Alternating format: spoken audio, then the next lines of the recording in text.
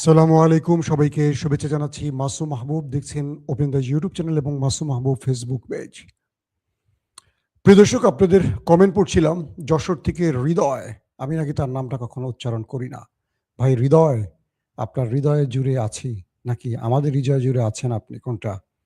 Saudi আরব থেকে আনোয়ার। বেশ কিছু গুরুত্বপূর্ণ খবর আছে আপনাদের জন্য ভাই। ভারতের মালদা থেকে সাইফুদ্দিন, উত্তরা থেকে বোরহান। অবশেষে আমাদের ড্রাম চাচ্চু বড় রকম পরাজয় বরণ করেছে। সবাই বলেন ইন্নালিল্লাহ। ইন্নালিল্লাহ বলবেন, আলহামদুলিল্লাহ বলবেন। আমি কালকের রাতের পুরো সিনারিটা নিয়ে আজ সকালে 9টার দিকে একটি লাইভ করেছি। যারা সেটা দেখেছেন তারা তো পুরো আপডেট জেনেছেন, যারা দেখেননি কিছুটা রিপিট করব, বাকিটা আজকের আপডেট জানাবো। কি ঘটছে আমেরিকাতে, কি ঘটছে ইরানে। আমি ইরানের গণমাধ্যমগুলোতে চোখ রেখে যে দৃশ্য দেখলাম, যেন ইরানে আজকে ঈদের দিন। পুরো ইরান জুড়ে মানুষ সড়কে নেমে আনন্দ উৎসব পালন করছে। অন্যদিকে ডোনাল্ড ট্রাম্প তার বিজয় ঘোষণা করছেন, কিন্তু জনগণ গালে হাত দিয়ে বসে আছেন। এ কেমন বিজয়! মানে ধরেন বিয়ে বাড়িতে গেছে, বরকনে দুজনই পালায় চলে গেছে, এখন বিয়ে হবে কার সাথে? কিন্তু বিয়েতে গান বাজনা চলছে, বরকনে দুজনই পালিয়ে চলে গেছে দুই দিকে।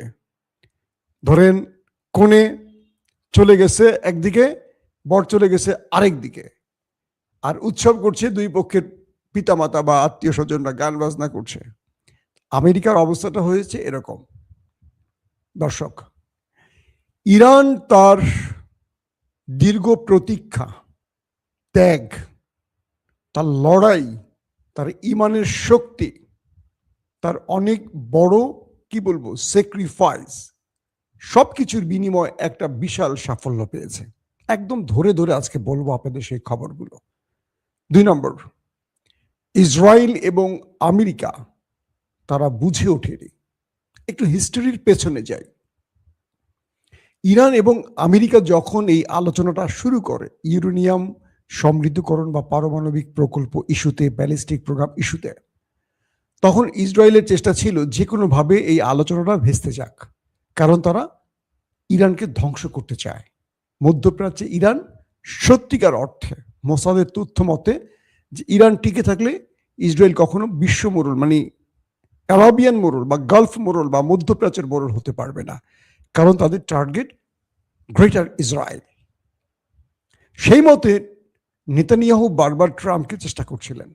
বলা হচ্ছে ট্রাম্পের কোনো কচি কচি সুন্দরীর সাথে কোনো ভয়ঙ্কর ভিডিও মোসাদের হাতে ছিল। এটা মার্কিন গণমাধ্যম বলছে, আমি বলছি না। একটি তো মামলা চলছে, অ্যাবস্টিন ফাইল, জানেন, এক 13-14 বছরের মেয়ে ইস্যুতে। তো বলা হচ্ছে যে ট্রাম্প সাহেব ইসরায়েলের কাছে ধরা খেয়ে গেছেন, তার পূর্বের কোনো খারাপ ভিডিও ইসরায়েল বা কি বলে মোসাদের হাতে আছে, এটা দিয়ে তাকে ব্ল্যাকমেল করা হচ্ছে। যে কারণে তিনি আমেরিকার স্বার্থ বাদ দিয়ে ইসরায়েল ফার্স্ট নীতিতে চলা শুরু করেছেন। আমি বলছি না, এটি মার্কিন গণমাধ্যমের বিভিন্ন সূত্রের দাবি। তো যখন ইরান এবং ইসরায়েলের মধ্যে ওমানে বা বিভিন্ন রাষ্ট্রে আলোচনা চলছিল যুদ্ধের আগে, ইসরায়েলের যুদ্ধটা শুরু করে দেয়। হঠাৎ করে আমেরিকাকে চাপে ফেলে যুদ্ধটা শুরু করে আমেরিকাকে নিয়েই। প্রথম দিনই আয়াতুল্লাহ আলী খামিনি সহ তাদের টপ কমান্ডার লিডাররা সব মারা যায়। এরপর ইরান পাগল হয়ে যায়, প্রতিশোধের আগুন তাদের হৃদয়ে জ্বলতে থাকে। তারা ব্যাপক অ্যাটাক শুরু করে গালফ কান্ট্রি এবং ইসরায়েলকে লক্ষ্য করে। গালফ কান্ট্রি মার্কিন ঘাঁটিগুলোকে এক রাতে মোটামুটি অর্ধেক লন্ডভন্ড করে ফেলে। এত ম্যাসিভ আকারে মিসাইল মারে ইরান। এরপর যুদ্ধ চলতে থাকে। ট্রাম্প সাহেবকে নেতানিয়াহু বলেছিলেন এইটা সর্বোচ্চ 2 দিন থেকে 6 দিন চলবে এই যুদ্ধটা। অর্থাৎ আমরা আয়াতুল্লাহ আলী খামিনি এবং টপ কয়েকজন কমান্ডারকে মেরে দিলে ইরানের মানুষ রাস্তায় নেমে যাবে, বিক্ষোভ করবে এবং রেজিম চেঞ্জ হয়ে যাবে। আমরা আমাদের পুতুল রাষ্ট্রপ্রধান বসিয়ে এই ইসলামী বিপ্লবী সরকারকে আমরা খতম করে দেব। তো মোসাদের এই তথ্যটি নেতানিয়াহু থেকে ডোনাল্ড ট্রাম্প এই বিষয়টি পেন্টাগনকে বোঝাবার চেষ্টা করেন। মানে তার সেনাবাহিনীকে বোঝাবার চেষ্টা করেন, কিন্তু সেনাবাহিনী এই মোসাদের তথ্যের সাথে একমত ছিল না। তারা বলছে যে, মার্কিন গোয়েন্দারা বলছে যে এটি সঠিক নয় তথ্য মিস্টার প্রেসিডেন্ট। অর্থাৎ ইসরায়েল আমাদের ফাঁদে ফেলতে চায়, আপনি ফাঁদে পড়বেন না, আমরা ইরানে গেলে ভাঙা শামুকে পা কেটে ফেলব, এখানে আমাদের জয়ের সম্ভাবনা খুবই ক্ষীণ। কিন্তু ট্রাম্প তার নিজের সেনাবাহিনী বা গোয়েন্দা বাহিনীর সিআইএর কোনো তথ্য শোনেন না, শোনেন ইসরায়েলের বক্তব্য। ক্লিয়ার? এই পর্যন্ত যুদ্ধটা শুরু হয়। তারপর মার্কিন গণমাধ্যমে ফুটে ওঠে যে মার্কিন সেনাবাহিনী ট্রাম্পকে যুদ্ধে নিষেধ করেছিলেন এবং ট্রাম্প প্রশাসন তাদের গুরুত্বপূর্ণ একজন ব্যক্তি অর্থাৎ সেনা প্রধানকে বরখাস্ত করেন, সঙ্গে আরো টপ জেনারেলদের বরখাস্ত করেন। এই পর্যায়ে ট্রাম্প বুঝতে পারছিলেন যে তিনি টিকে থাকতে পারবেন না, তার নামে ইমপিচমেন্টের বিষয় চলে আসছিল, তার মামলা ধূ করে এগিয়ে আসছিল। সর্বশেষ তিনি কখনো ওমান, কখনো কাতার, কখনো তুরস্ক, কখনো মিশর, কখনো পাকিস্তান, এই রাষ্ট্রগুলোর মাধ্যমে ইরানকে বলছিল সিজফায়ারের জন্য।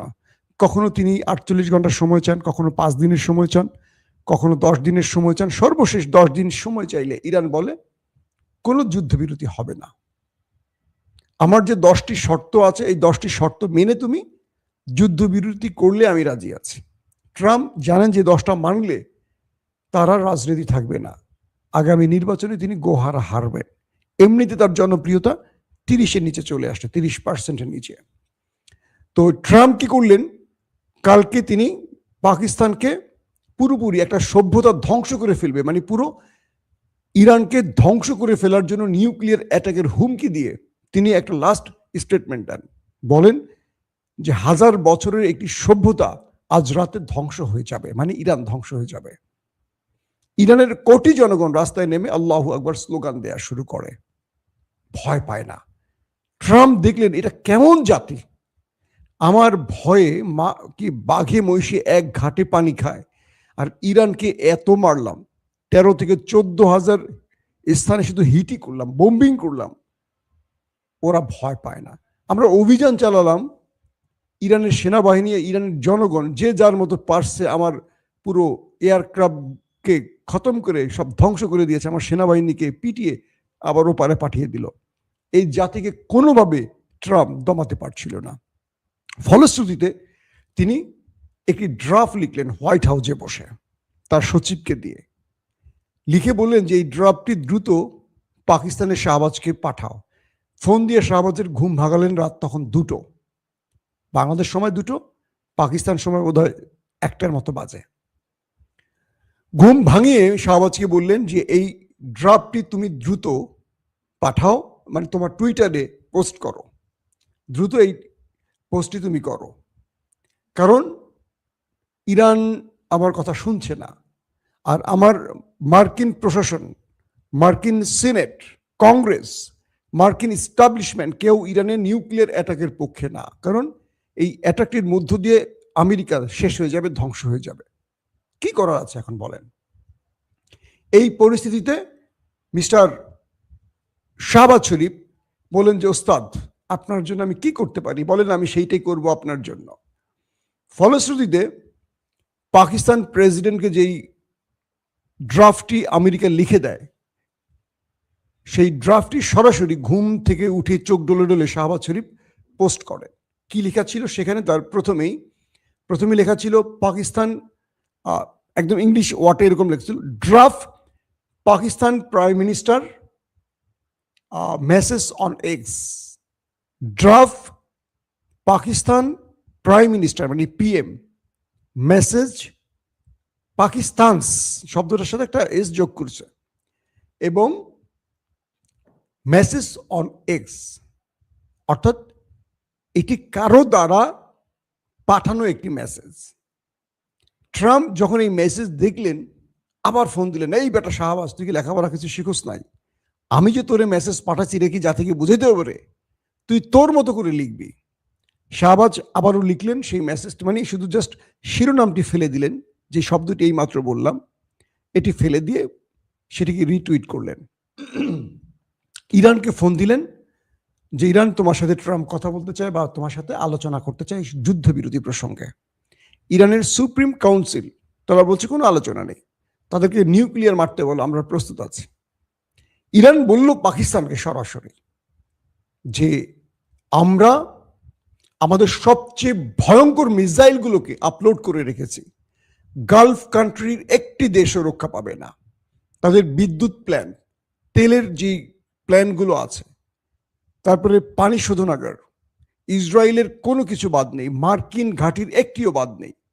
যদি ইরানের নিউক্লিয়ার অ্যাটাক হয়, ইরান তার গালফ কান্ট্রি মানে আরব যে দেশগুলো আছে ইসরায়েল সহ ইনক্লুডিং, পাশাপাশি ইরান থেকে আমেরিকার হোয়াইট হাউস বলি, পেন্টাগন বলি, লং ডিস্টেন্স মিসাইলগুলো পর্যন্ত আপলোড হয়েছে। কয়েক হাজার মিসাইল ইরান আপলোড করে জাস্ট নির্দেশ দিয়েছে যখনই রাশিয়া কিংবা চীনের পক্ষ থেকে জানানো হবে যে আমেরিকা নিউক্লিয়ার অ্যাটাক করেছে, অর্থাৎ এটি তো উপগ্রহে জানা যাবে, উপগ্রহের মাধ্যমে কিন্তু জানা যাবে যে সেটি আপলোড হয়েছে কিনা, মানে ইরান বা ইরানের ভূখণ্ডকে উদ্দেশ্য করে আমেরিকা নিউক্লিয়ার মেরেছে কিনা। এটি যখনই জানবে ইরান, তখনই তারা জাস্ট বাটন সুইচের টিপ দিয়ে বসবে। ইরানের পক্ষ থেকে শত শত না হাজার হাজার মিসাইল তার শত্রুর উদ্দেশ্যে ছুড়ে যাবে, এগুলোর ফেরত আসার কোনো সুযোগ নেই। বলা হচ্ছে ইরানের পক্ষ থেকে যে 45,000-এর উপর মিসাইল তারা রেডি রেখেছিল শত্রুর বিরুদ্ধে মারার জন্য, এবং ইরানকে যখন নিউক্লিয়ার অ্যাটাক করবে ইসরায়েল এবং আমেরিকা, তখন ইরান থেকে একই সময় ধরেন 5 মিনিট ব্যবধান হতে পারে, কারণ ইরানও তো প্রস্তুত। যে মিসাইলগুলো এখনো যুদ্ধে ব্যবহার করেনি, এগুলো একটার পর একটা সৌদি আরব, বাহরাইন, কাতার, কুয়েত, জর্দান, আরব আমিরাত সবগুলো দেশকে টার্গেট করবে। শুধু বাদ ছিল ওমান, ওমানের সাথে আর কাতারের সাথে একটা আলোচনা হয়েছে, বাট কাতারের সম্পূর্ণ না, কাতারের মার্কিন ঘাঁটিগুলোকে টার্গেট করার নির্দেশ ছিল। এবং ইসরায়েলের হাইফা, আশদুদ, তারপরে বলে কি কিরাস সামুনা, তেল আবিব সহ নেতানিয়াহুর পার্লামেন্ট কিচ্ছু বাদ নেই, সবগুলোকে, ডিমোনা, সবগুলো ওদের যে পারমাণবিক প্রকল্প যেখানে আছে ইসরায়েলের, সবখানে মিসাইল রেডি করে আপলোড করে রেখে দিয়েছে। জাস্ট একটা সুইচ চাপ দিলে, কেউ যদি ভুলও চাপ দিত, পুরো মধ্যপ্রাচ্য শেষ। শুধু ইরান না, পুরো মধ্যপ্রাচ্য অন্ধকার হয়ে যেত। পৃথিবী থেকে তেল সমৃদ্ধ রাষ্ট্রগুলো, গ্যাস সমৃদ্ধ রাষ্ট্রগুলো হারিয়ে যেত। এই তথ্যটি ইরান দিল পাকিস্তানের প্রধানমন্ত্রী শাহবাজকে। শাহবাজ যে প্রস্তাব নিয়ে ইরানকে ফোন দিয়েছিল, ইরানের কাছ থেকে এই তথ্য শুনে শাহবাজের প্যান গেল ভিজে, হায় হায় আল্লাহ, কি ঘটনা। সঙ্গে সঙ্গে আবার ট্রাম্পকে সে ফোন ব্যাক করলো, মিস্টার ট্রাম্প, আপনার কোনো শর্ত মানতে ইরান রাজি না, বরং ইরান 10টা শর্ত আমাকে পকেটে ঢুকিয়ে দিয়েছে। বলছে এগুলো যদি আমি না মানি বা আপনি যদি নিউক্লিয়ার অ্যাটাক করেন, তাহলে ইরান এই কাজগুলো করবে। আপনি নিউক্লিয়ার মেরে ইরান ধ্বংস করবেন কি? ইরান নিজে মধ্যপ্রাচ্য পুরো ধ্বংস করে ফেলবে, মাটির সাথে মিশিয়ে ফেলবে। ট্রাম্প তার ইস্টাবলিশমেন্টের সাথে জরুরি বৈঠকে বসে গেলেন, সেনাবাহিনীর ঊর্ধ্বতন জেনারেলদের সাথে বসে গেলেন, প্রতিরক্ষা প্রধান পিট হেগসেটের সাথে বসে গেলেন। একদিকে মার্কিন পার্লামেন্টে সিনেটররা, কংগ্রেসম্যানরা তাকে অভিশংসনের জন্য বসে গেলেন। জেনারেলরা চাপ দিলেন, কোন প্রকার নিউক্লিয়ার অ্যাটাকে যাবেন না মিস্টার প্রেসিডেন্ট, আপনার ক্ষমতা আছে একটা বাটন চাপ দিতে, কিন্তু পৃথিবী অন্ধকার হয়ে যাবে। আপনি আপনার এই গোয়ার্তুমির জন্য পুরো আমেরিকাকে একা করে ফেলেছেন। ন্যাটো আমাদের পাশে নেই, ইউরোপীয় ইউনিয়ন আমাদের পাশে নেই, আরবরা থাকলে কি আর না থাকলে কি, আরবরা অর্ধেক আছে অর্ধেক নাই, এশিয়া আমাদের সাথে নেই, আফ্রিকা আমাদের সাথে নাই, কি করতে চান আপনি? মার্কিন এস্টাবলিশমেন্ট ব্যাপক চাপ দিল, ওয়ার্ল্ড এস্টাবলিশমেন্ট ট্রাম্পকে চেপে ধরলো, কি করতে চাও? ইরানের সাথে তুমি 40 দিনের যুদ্ধে কিছু করতে পারোনি, আর ইরান তার ঝুড়ি থেকে তোমার জন্য কিছুই রাখি নাই।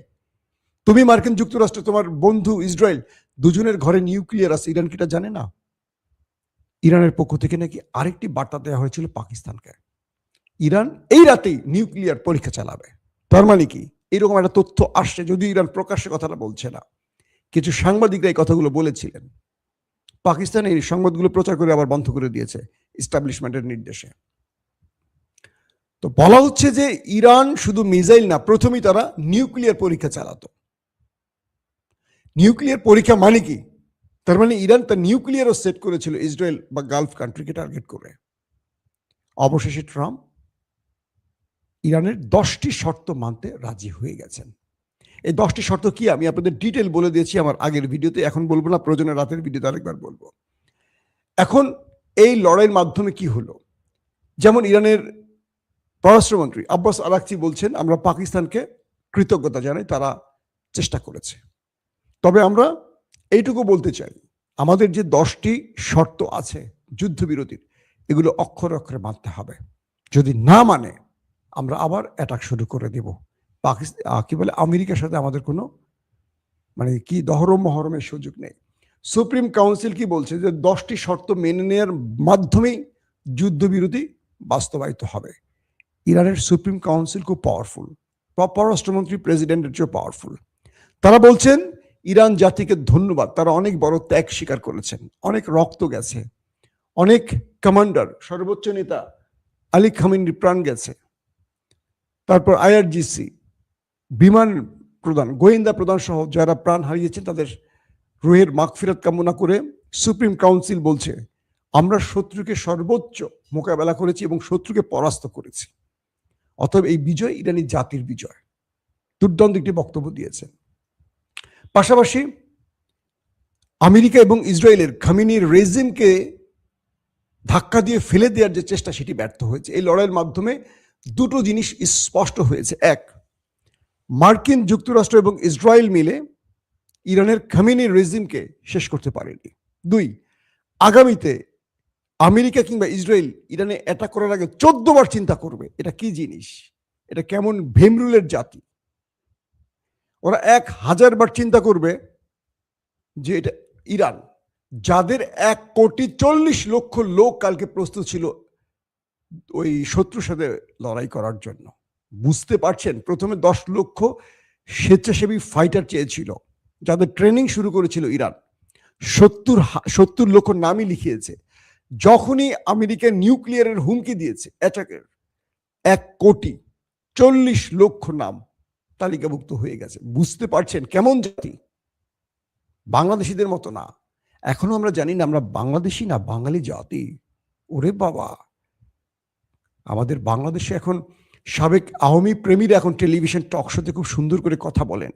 বিএনপি এদেরকে অনেক ভালোবাসে, আর বিএনপির যে 20 বছরের মিত্র তারা এখন শত্রু, আর বিএনপির যারা 20 বছরের শত্রু, বিএনপির শত্রু কারা, 20 বছরের আওয়ামী লীগ, তারা এখন খুব ভালো হয়ে গেছে বিএনপির জন্য, বুঝছেন না? তো ইরান সেই মেসেজগুলো দিয়ে দিয়েছে, শত্রুকে কি ভাষার জবাব দিতে হয়। আমেরিকা ট্রাম্প রাতে মনে হয় কয়েক গ্লাস পানি খেয়েছে, 8-10 গ্লাস তো মিনিমাম খাইছে, খেয়ে আল্লাহ অনেক বড় বিপদ থেকে বাঁচি। এখন ইরানের শর্তগুলো মানবে কিনা আপনাদের অনেক কমেন্ট ছিল। ইরানের শর্ত মানতে বাধ্য, কারণ ইরানের শর্ত না মানলে ইরান তো হারেনি এই লড়াইতে। আমেরিকা তার প্রস্তুতি নিয়ে কি আসবে, ইরানও তার ডবল প্রস্তুতি নেবে। এবং এই লড়াইতে রাশিয়া, চীন ইরানকে যেভাবে আগলে রেখেছে, কালকে যে জাতিসংঘের সাধারণ পরিষদের বৈঠক হয়েছে, বাহরাইনের যে খসড়া আলোচনাটি হয়েছে, সেখানে সঙ্গে সঙ্গে চীন রাশিয়া একসঙ্গে ভেটো দিয়ে বাতিল করে দিয়েছে। আমেরিকার পাতা সরা শুরু করে দিচ্ছে পিছন দিয়ে, বুঝছেন ইয়ানেরা। শাহবাজ এবং আসিম মনির তারা একটি খেলা দেখাতে গিয়েও বাট পাকিস্তানিদের কাছে হিরো হতে পারেনি। এর কারণ হলো তারা আমেরিকার গোলামি করেছেন, এটা স্পষ্ট হয়ে গেছে। এখন ইরান একটি রাষ্ট্র, এতগুলো গালফ কান্ট্রি, ইসরায়েল, আমেরিকা সবার সাথে একা খেলে যে বিজয়টি ছিনিয়ে এনেছে, বিশ্বাস করেন এটি মুসলিম ইতিহাসে একেবারে স্বর্ণাক্ষরে লেখা থাকবে। বাকি রাষ্ট্রগুলোকে মনে রাখতে হবে, ভয় পেলেই পরাজয়, সাহস নিয়ে এগিয়ে আসলে আপনার বিজয়। ইরান যে ভয় পায়নি, অদম্য এরা, এত মানুষ প্রাণ হারালো, এত বড় বড় নেতারা, কমান্ডাররা, সুপ্রিম পজিশনের লোকরা প্রাণ হারালো, ইরান ভয় পায়নি। ইরান শক্তভাবে দাঁড়িয়ে থেকে এই লড়াইকে মুখোমুখি ছিল শত্রুর বিরুদ্ধে। কাল রাতে ইরানের মধ্যে ব্যাপক আকারে হিট হয়েছে, ব্যাপক মানে ভয়াবহ হিট করেছে দুটো দেশ। ইরানও পাল্টা হিট করেছে, ছাড়েনি। কিন্তু নিউক্লিয়ারের অপেক্ষা ছিল ইরান, যে ওরা নিউক্লিয়ার মারলে ইরানও পাল্টা এমন কিছু ঘটাবে। অবশেষে যুদ্ধবিরতি 15 দিনের জন্য হয়েছে। আগামী 10 তারিখ পাকিস্তানে ইরান এবং আমেরিকা 2 দেশ বসবে এবং সেখান থেকে স্থায়ী যুদ্ধবিরতির আলোচনা শুরু হবে। দর্শক, এখনকার মতো বিদায় নিচ্ছি। ইনশাআল্লাহ পরবর্তী লাইভে আরো আপডেট তথ্য আপনাদের দেবার চেষ্টা করব। সবাই ভালো থাকবেন। আল্লাহ হাফেজ।